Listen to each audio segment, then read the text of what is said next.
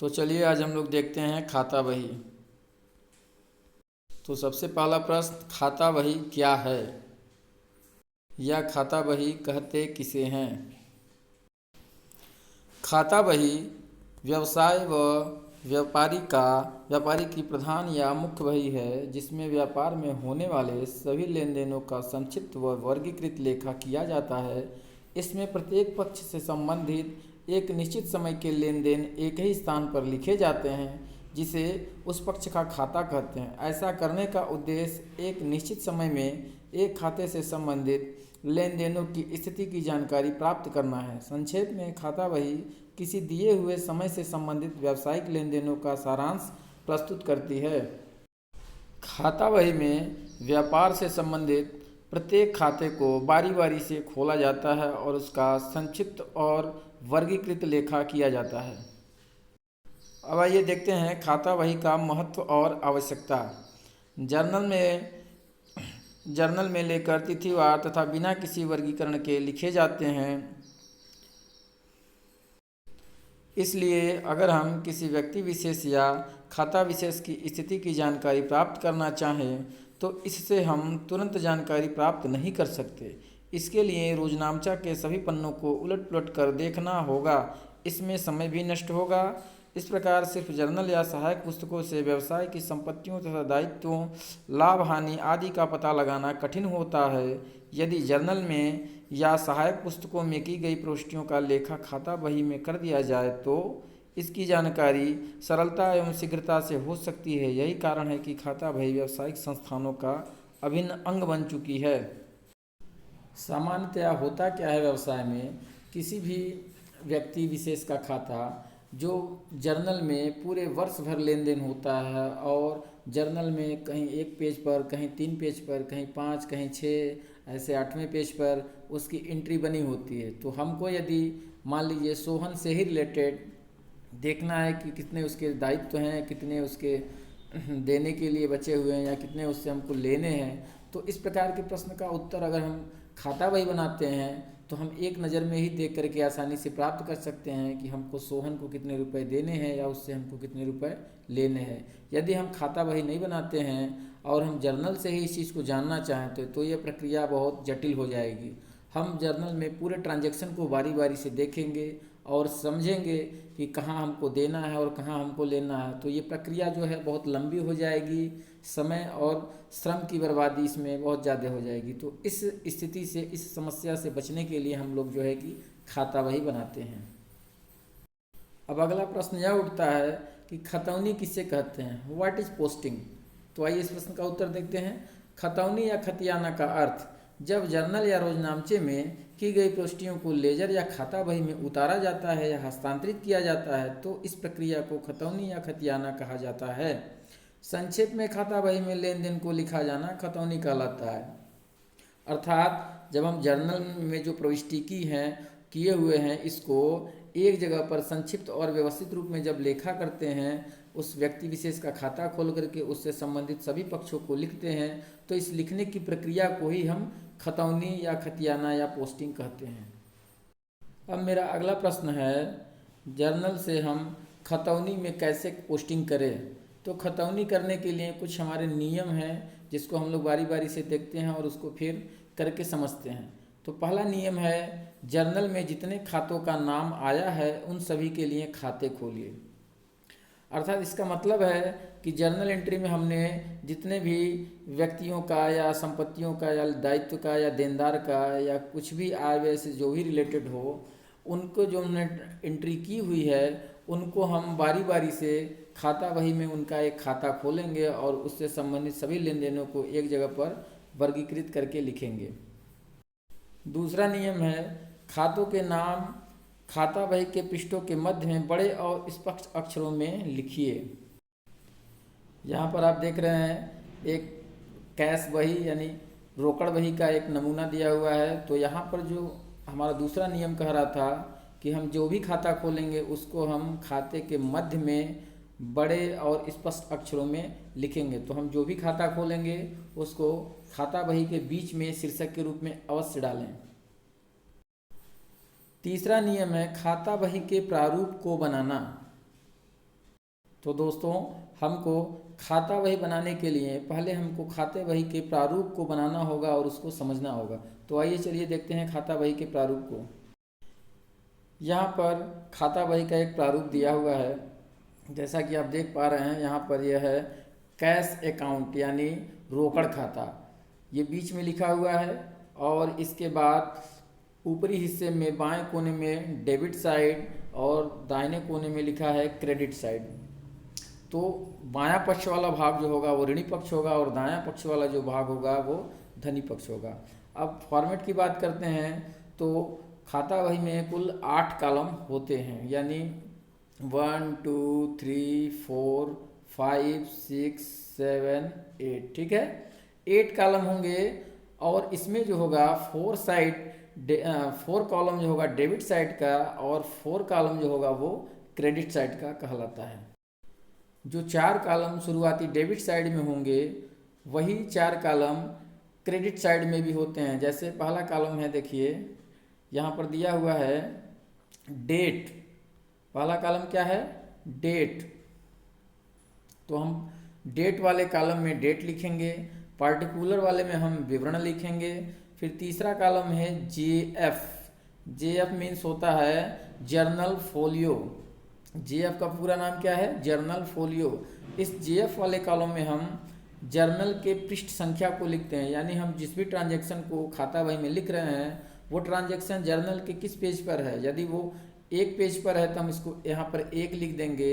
यदि वो journal entry के 5वें पेज पर है तो हम यहाँ 5 लिख देंगे, या वो 10वें पेज पर है तो हम यहाँ पर 10 लिख देंगे, ठीक है।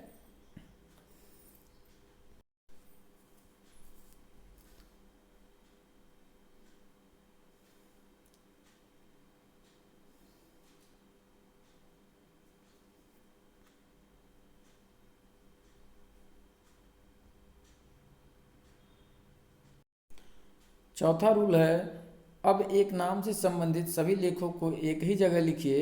याद रखें, एक नाम के 2 खाते नहीं खोले जा सकते हैं। यदि एक नाम के 2 ग्राहक हैं तो खाते के आगे उनका सूक्ष्म पता लिख देंगे ताकि दोनों का अंतर मालूम हो सके। जैसे मोहन के बगल में हमने उसका परिचय सूक्ष्म रूप लिख दिया है गाजियाबाद और सोहन के बगल में नई दिल्ली, या सोहन के बगल में गाजियाबाद और सोहन के बगल में नई दिल्ली। तो हम एक नाम से संबंधित जितने भी ट्रांजैक्शन होंगे हम उनको एक जगह इकट्ठा कर लेंगे। अगर एक व्यक्ति से संबंधित 2 लेनदार या देनदार है तो हम उनके नाम के साथ उनके एड्रेस को भी सूक्ष्म रूप में लिख लेंगे। 5वां नियम कह रहा है कि जर्नल में किए गए लेखे को खाते में सिलसिलेवार ढंग से अर्थात तिथिवार खतौनी करनी चाहिए या करें। इसका मतलब है कि हमारा जो ट्रांजैक्शन पहले हुआ है, यानी 1 जनवरी को जो ट्रांजैक्शन पहले हुआ है, खाता बही में 1 जनवरी के ट्रांजैक्शन को हम पहले लिखेंगे। फिर 3 जनवरी को जो ट्रांजैक्शन हुआ है उसको हम 3 जनवरी को लिखेंगे, और जो 5 जनवरी को हुआ उसको हम 5 जनवरी को लिखेंगे। ऐसा नहीं कि 5 जनवरी को पहले लिख दें और 1 जनवरी को लास्ट में लिख दें, तो ये तरीका गलत हो जाएगा। तो तिथिवार और सिलसिलेवार हम इसको खतौनी में पोस्टिंग करेंगे। छठा रूल है, जिस नाम का खाता खोला जाता है उस नाम को उस खाते के डेबिट या क्रेडिट पक्ष में कभी नहीं लिखा जाता है। इसका मतलब है कि हम जो भी खाता बनाते हैं, जैसे यदि हम रोकड़ खाता खोलते हैं तो उस रोकड़ शब्द को रोकड़ खाते के बीच में हम कहीं नहीं लिखेंगे। यानी रोकड़ खाता केवल शीर्षक के रूप में, हेडिंग के रूप में बीच में होगा, ऊपरी हिस्से में, और उसके बाद उसके नीचे पार्टिकुलर वाले कॉलम में डेबिट या क्रेडिट साइड में हम फिर उस शब्द को नहीं लिखेंगे। 7वां नियम कह रहा है कि यदि हम रोकड़ खाता बना रहे हैं तो सर्वप्रथम हमको यह देखना होगा कि जर्नल में रोकड़ किस पक्ष में है। यदि रोकड़ डेबिट साइड में है तो हम खतौनी के डेबिट साइड में जर्नल के क्रेडिट वाले भाग को लिख देंगे। संक्षेप में इसको सेम साइड अपोजिट नेम कहते हैं। 8वां नियम है, डेबिट साइड में खाते से पहले टू तथा क्रेडिट साइड में खाते से पहले बाई शब्द लिखा जाता है, ठीक है। फिर 9वां है, जर्नल में जिस खाते को डेबिट किया जाता है अगर हम उसका खाता बना रहे हैं तो उस खाते के डेबिट भाग में प्रथम खाने में लेन देन की तिथि लिखेंगे। फिर उस खाते से संबंधित क्रेडिट खाते को विवरण वाले कॉलम में लिखें। तीसरे कॉलम में जर्नल की पृष्ठ संख्या जहां से वह लाए गए हैं और चौथे खाने में धनराशि लिखिए। इस प्रकार जर्नल में जमा या क्रेडिट होने वाला खाता बही में से संबंधित खाते के नाम पक्ष या डेबिट साइड में लिखा जाता है। तो इस प्रकार हम लोगों ने खाते बही के रूल को समझ लिया है। अब आइए हम लोग देखते हैं खाता बही कैसे बनेगा। यहाँ पर मैंने ऑलरेडी एक जनरल एंट्री बना रखा है। यहाँ पर देखिए, मैंने आपकी सुविधा के लिए ज़्यादा ट्रांजैक्शन नहीं किया है, केवल 4 ट्रांजैक्शनों को हमने इसमें दिखाया है। अब इस 4 ट्रांजैक्शन के आधार पर हम लोग बारी बारी से देखते हैं कि इसको हम खाता बही में पोस्टिंग कैसे कर सकते हैं। ठीक है, सबसे पहले मैं यहाँ कैश अकाउंट खोलने जा रहा हूँ और कैश अकाउंट से रिलेटेड इन सारे बिंदुओं को, इन सारे नियम को मैं बारी बारी से अभी उदाहरण स्वरूप आपको समझाऊंगा और बताऊंगा। तो आइए चल दें और देखते हैं हम लोग कैश अकाउंट कैसे बनेगा। पहला ट्रांजैक्शन है 1 जनवरी 2022 को। व्यवसाय प्रारंभ की एंट्री है cash account debit to capital account big business started with cash, amount है 5000 रुपीज़। ठीक है, तो यहाँ कैश अकाउंट जो है डेबिट हुआ है और टू कैपिटल अकाउंट क्रेडिट है। तो हम रूल के अनुसार चलते हैं। तो हमने पहले ही बताया कि हम तिथिवार और सिलसिलेवार करेंगे, तो जो एंट्री पहले है उसका लेखा हम पहले करेंगे। तो यानी हम खाता बही में डेट वाले कॉलम में डाल देंगे 1 जनवरी 2022। फिर हम पार्टिकुलर में आएंगे और पार्टिकुलर में पहले हमको यह देखना होगा कि कैश अकाउंट किस पक्ष से रिलेटेड है। तो ये यहाँ पर दिया हुआ है डेबिट है, कैश अकाउंट यहाँ डेबिट है। तो हम खाता बही में किस साइड में इसकी एंट्री करेंगे? डेबिट साइड में। ठीक है, कैश डेबिट में है तो हम इसकी एंट्री डेबिट साइड में, और ठीक इसके अपोजिट यानी कैश के अपोजिट जो कैपिटल अकाउंट है इसको लिखेंगे, ना कि हम कैश को। ठीक है, तो आइए इसको देखते हैं कि खाता बही में कैसे इसकी पोस्टिंग होगी। यहाँ पर देखिए एंट्री बन गई है 1 जनवरी 2022 को। वहाँ पर दिया था cash account debit to capital account, तो उसके अपोजिट साइड में क्या था? To capital account. तो यहाँ हमने लिख दिया टू कैपिटल अकाउंट, यानी कैश डेबिट साइड में है तो उसके विपक्ष वाले भाग को हम डेबिट साइड में ही लिखेंगे।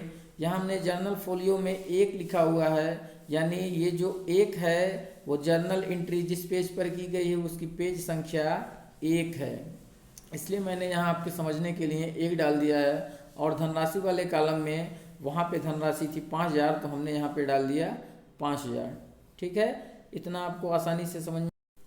जैसा कि हमने पहले ही नियम में बताया कि हम डेबिट साइड में 2 का प्रयोग करेंगे और क्रेडिट साइड में बाई का। तो जो भी हम एंट्री लिखेंगे उसके पहले हमने यहाँ 2 लिखा है, और हम अगर यहाँ कोई एंट्री करेंगे तो यहाँ पहले बाई लिखेंगे, उसके बाद ही हम कोई एंट्री करेंगे। दूसरी एंट्री है 5 जनवरी 2022 को। माल खरीदा है, purchase account debit to cash account being good purchased for cash, और ये अमाउंट है 2000 रुपीज़।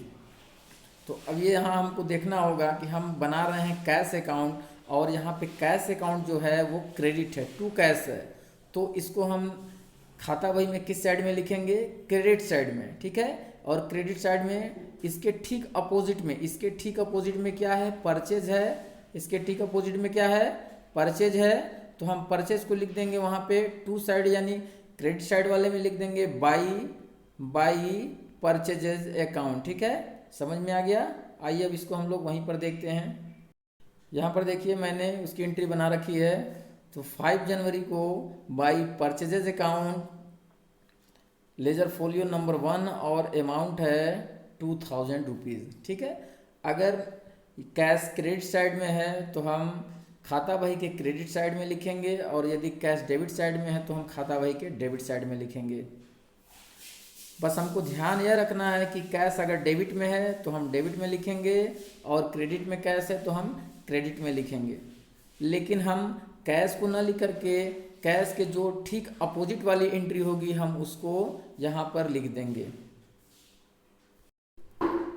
तीसरी एंट्री है सैलरी का, इन्होंने माल को बेचा है, तो माल बेचने की यहाँ पर एंट्री बनी हुई है cash account debit to sales account. नकद माल बेचा है इन्होंने, तो कैश आया है और माल गया है। ठीक है, तो ये 9 जनवरी को हुआ है 3000 रुपीज़ से।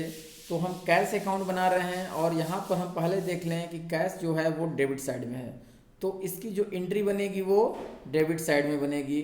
ठीक है, इसकी जो एंट्री होगी वो डेबिट साइड में, तो हम वहाँ पे टू वाले साइड में लिखेंगे। लेकिन देखना हमको ये है कि कैश के ठीक अपोजिट में क्या है, टू सेल्स है, तो इसके डेबिट साइड वाले भाग में हम लिख देंगे टू सेल्स अकाउंट।